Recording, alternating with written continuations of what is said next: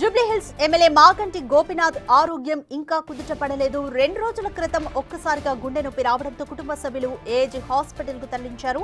ప్రస్తుతం వైద్యులు ఆయనకు వెంటిలేటర్ పై ఉంచి చికిత్స అందిస్తున్నారు. మాగంటి ఆరోగ్య పరిస్థితి గురించి తెలుసుకున్న బీఆర్ఎస్ నేతలు, కార్యకర్తలు ఆందోళన చెందుతున్నారు. బీఆర్ఎస్ సీనియర్ నేతలు ఏజీ హాస్పిటల్ కు క్యూ కడుతున్నారు. వైద్యులను అడిగి మాగంటి ఆరోగ్య పరిస్థితిని తెలుసుకుంటున్నారు.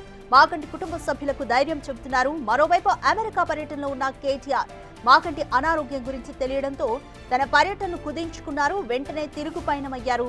హైదరాబాద్ కు చేరుకున్నారు. కాసేపట్లో ఏజీ హాస్పిటల్ కు వెళ్లనున్నారు. సీఎం రేవంత్ రెడ్డి కూడా మాగంటి ఆరోగ్య పరిస్థితిపై ఆరా తీశారు.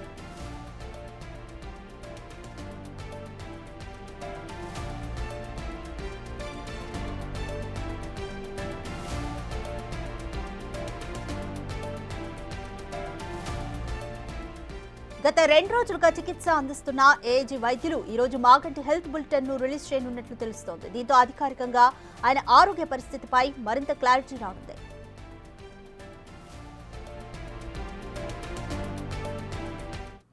మోర్ డీటెయిల్స్ మా ప్రతినిధి సుజాత అందిస్తారు. సుజాత, మాగంటి హెల్త్ బులెటిన్ గురించి ఉన్న అప్డేట్స్ ఏంటి?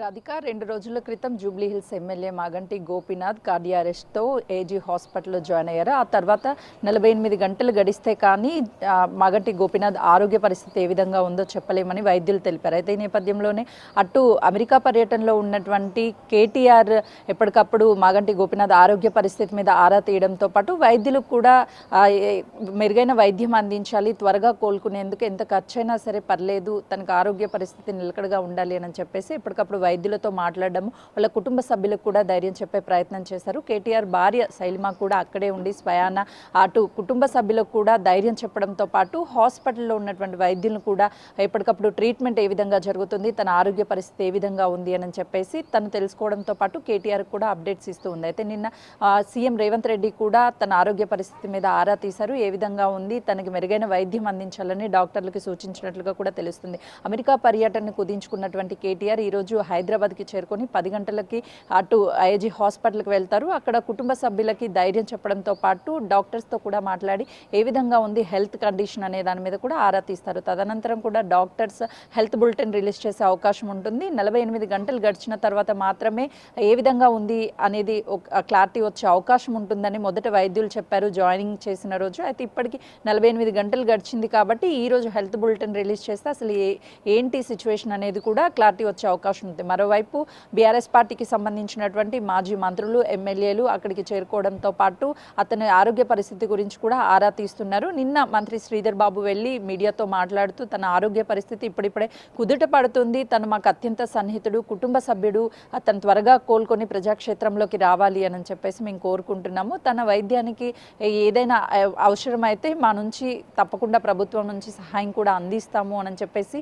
చెప్పడంతో పాటు మెరుగైన వైద్యం అందించాలని డాక్టర్లకు కూడా మేము సూచించాము అని చెప్పేసి తన మీడియా ముఖంగా కూడా మాట్లాడినటువంటి సిచ్యువేషన్ ఉంది. అయితే ఈరోజు మాజీ మంత్రి కేటీఆర్ అక్కడికి చేరుకున్న తర్వాత కుటుంబ సభ్యులతో, డాక్టర్స్తో మాట్లాడిన తదనంతరం కూడా మీడియాతో మాట్లాడే అవకాశం ఉంటుంది. ఇప్పటికే బీఆర్ఎస్ పార్టీకి సంబంధించినటువంటి కార్యకర్తలు, నాయకులు, అభిమానులు అక్కడికి వెళ్ళేటువంటి సమయంలో కూడా ఏజీ హాస్పిటల్ అంటే తను ఎమర్జెన్సీ వార్డులో ఉన్నారు కాబట్టి లోపలిని ఎవరిని అనుమతించడం లేదు, కేవలం కొంతమందిని మాత్రమే లోపలికి అనుమతిస్తున్నారు. అక్కడ డాక్టర్స్తో మాట్లాడి వచ్చినటువంటి మాజీ మంత్రి హరీష్ రావు కావచ్చు, లేకపోతే ఎమ్మెల్యేలు, ఎమ్మెల్సీ దాసో శ్రవణ్ కుమార్ వీళ్ళంతా కూడా బయటకు వచ్చిన తర్వాత మీడియాతో మాట్లాడుతున్నప్పుడు తన గురించి తప్పుడు వార్తలు ప్రచారం చేయొద్దు, తన ఆరోగ్య పరిస్థితి నిలకడగానే ఉంది, ఎవరూ భయాందోళనకి గురవ్వాల్సిన అవసరం లేదు, బీఆర్ఎస్ కార్యకర్తలకు కావచ్చు, నాయకులకు కావచ్చు, అభిమానులందరూ కూడా త్వరగా కోలుకొని బయటికి వస్తాడు మాగంటి గోపీనాథ్ అని చెప్పి ప్రయత్నం చేస్తున్నారు. కానీ పెద్ద ఎత్తున అక్కడికి అభిమానులు, కార్యకర్తలు చేరుకోవడంతో ఏజీ హాస్పిటల్ మేనేజ్మెంట్ లోపలికి ఎవరిని అనుమతించక